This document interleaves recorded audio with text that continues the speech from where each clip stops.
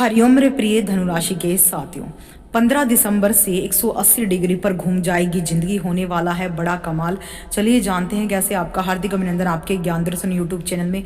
आज हम बात करने जा रहे हैं 15 दिसंबर को बनने वाले सफला एकादशी के व्रत पर भगवान विष्णु की कृपा से 3 शुभ संयोग बनेंगे, जिससे ये दिन गुड लक दिखाएगा आपको कमाल। भगवान विष्णु की कृपा से सफला एकादशी का दिन बड़ा ही शुभ है। हिंदू धर्म में बहुत महत्व है।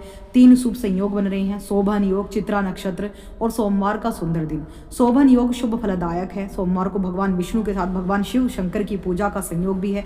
सफला एकादशी जो है पोह माह के कृष्ण पक्ष की एकादशी तिथि 14 दिसंबर की शाम को 6:49 पर शुरू होगी और ये 15 दिसंबर 2025 को पूरा दिन रात तक 9:19 तक रहेगी। ऐसे में सफला एकादशी का जो व्रत है वो 15 दिसंबर को मनाया जाएगा। भगवान विष्णु की कृपा होगी, गुड लक काम करेगा इस दिन धनु राशि का। अगर आपकी धनु राशि है तो ये सफला एकादशी आपके लिए 10 बड़ी खुशखबरी लेकर आई है। धनु राशि के स्वामी देवगुरु बृहस्पति हैं और यह एकादशी आपके लिए ज्ञान, भाग्य और धर्म के क्षेत्र में विशेष सफलता लेकर आई है। पहला, रुका हुआ धन लाभ। खुशखबरी, लंबे समय से कहीं अगर आपका पैसा अटका हुआ है तो अचानक वापस मिल सकता है। आपको निवेश या फिर पैतृक संपत्ति से भी इस दिन लाभ मिलने के प्रबल योग हैं।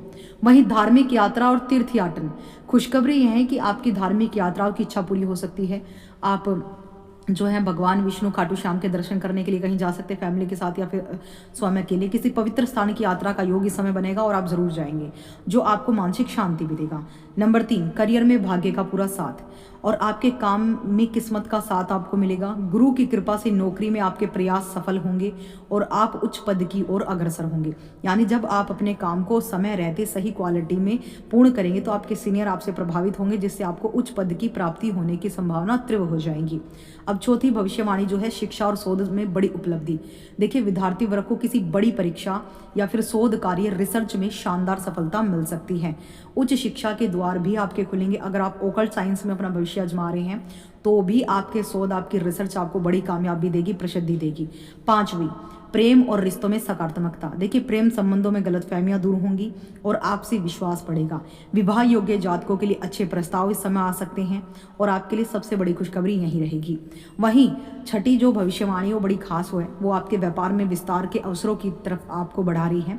यानी व्यापार से जुड़े लोगों को विदेशी साधनों से या फिर लंबी दूरी की यात्रा से नए लाभ के अवसर प्राप्त होंगे।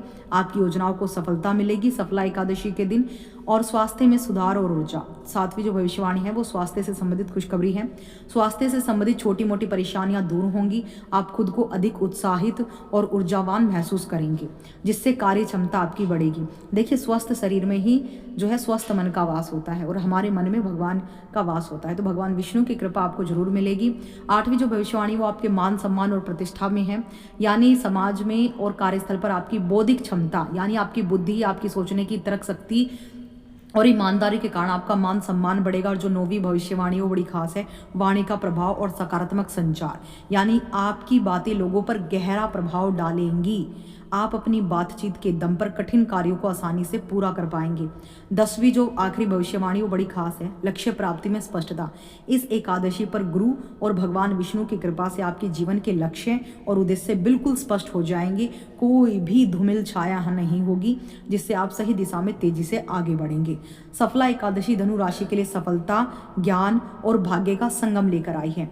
इस दिन अगर आप व्रत नहीं कर सकते तो इस दिन कुछ नियमों का पालन करके, कुछ दान करके आप इस सफला एकादशी का महापुण्य हासिल कर सकते हैं। अगर आप हल्दी की, प्योर हल्दी की गांठ की माला अगर आपके पास है तो उस माला से ओम नमो भगवते वासुदेवाय की चैंटिंग करें। इस मंत्र की नहीं कर सकते तो आप नॉर्मली बिना माला के भी आप जाप कर सकते हैं। 5 मिनट, 10 मिनट, 15 मिनट, जितनी भी यथाशक्ति आप बैठ सकते हैं।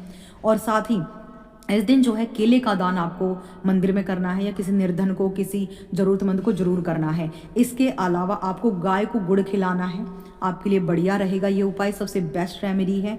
इस दिन आपको पीले वस्त्र धारण करने हैं, भगवान विष्णु को पीले फूल अर्पित करने हैं, माँ लक्ष्मी को पीले फूल अर्पित करने हैं। इस दिन आपको उन्हें गुलाब का इत्र अर्पित करना है, उनके चरणों में खाटू श्याम के लड्डू गोपाल के लगाकर उसे फिर स्वयं के डेली यूज में आपको करना है। और सबसे बढ़िया उपाय जो मैं आपको बताने जा रही हूँ कि इस दिन भगवान विष्णु की अगर आपको कृपा प्राप्त करनी है तो इस दिन कम से कम सुबह या शाम के वक्त आपको मंत्र जाप साधना में जरूर बैठना है।